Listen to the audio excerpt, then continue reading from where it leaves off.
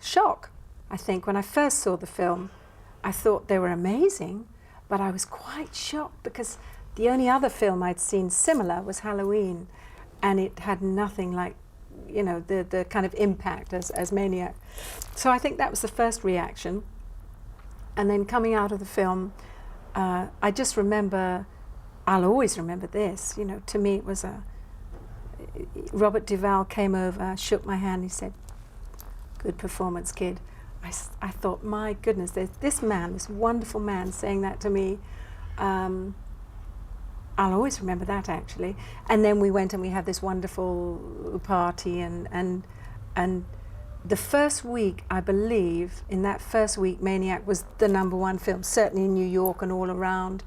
They'd spent a lot of money publicizing the film, insofar as all the streets in New York had stamps. Now, I don't know who'd done this, maybe Bill and Joe, had stamps saying Maniac is coming, Maniac is coming, in bright red, all over the streets. Isn't that extraordinary?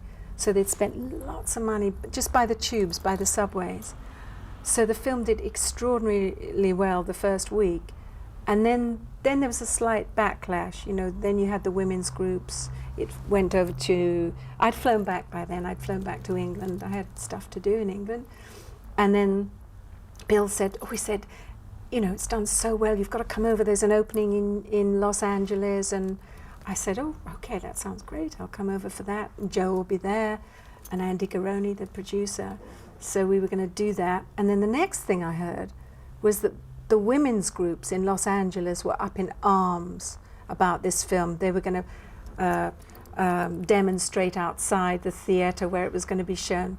So I said to Joe, Joe, if you don't mind, I think I'll take a rain check and I won't come over to that one. I couldn't kind of face the, you know, I couldn't face it at the time, the wrath of the female population. Whereas in fact, I think the film, yes, he did kill females in it, but he also killed males, so it was kind of on a par, I think. You know, but it didn't do as well in Los Angeles. It's since kind of become a cult film, I believe, but it did amazingly well in its hometown. So having worked on an American feature, and I kind of did get typecast as a screamer. They thought, oh, the girl can scream, she's got lungs, we'll use her. No, I was always screaming, whether I was in Sinbad film, I was screaming, whether I was running away from creatures in the earth, in the middle of the earth, at the Earth's core, I was always screaming. The only time I didn't scream was in Bond. She didn't scream. She died, but she didn't scream. But I think I was typecast, yeah.